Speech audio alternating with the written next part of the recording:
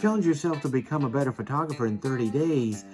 Challenge number 23 is a hot one.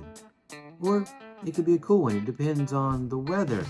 Actually, it is a weather challenge. Now, this is pretty cool, but it does require a little bit of thought because the weather changes constantly. Now, of course, unless you live in Alaska where there's like a bunch of snow and on the regular for a couple months and things like that. But here in Florida, it's a little bit more of a challenge because it's either hot or, oh my goodness, why do I even live here hot?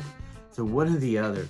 And so we never get snow. As a matter of fact, a buddy of mine, whenever I was talking to him about doing some weather, he's like, well, how are you going to get snow? I'm like, well, I don't know because I don't live in a place where we have snow.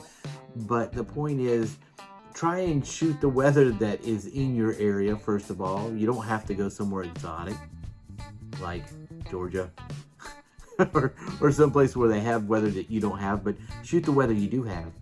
Here's one example. I'm going to show you something that it was a weather-dependent photo. And one thing about, it seems like every time I go out to shoot something that it's like either raining, the total opposite type of weather that I need it to be. So just, it's frustrating. And the days that I can't shoot are the days that, it's perfect weather.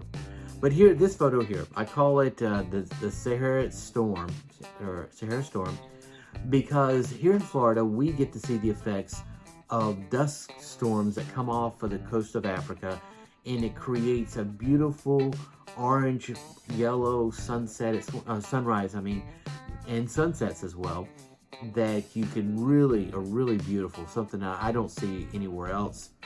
And so one morning I got up real early, I went out to the beach, and I couldn't get any good shots like that because everything was so overcast. It was bad weather for sunrises.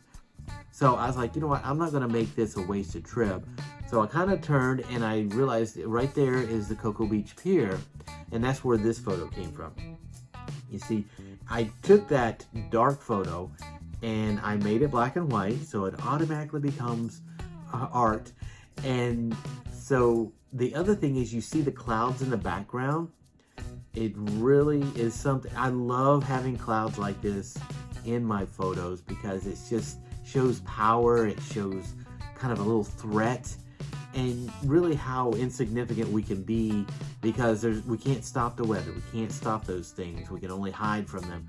So this is where I took a bad situation and I created a good situation from it.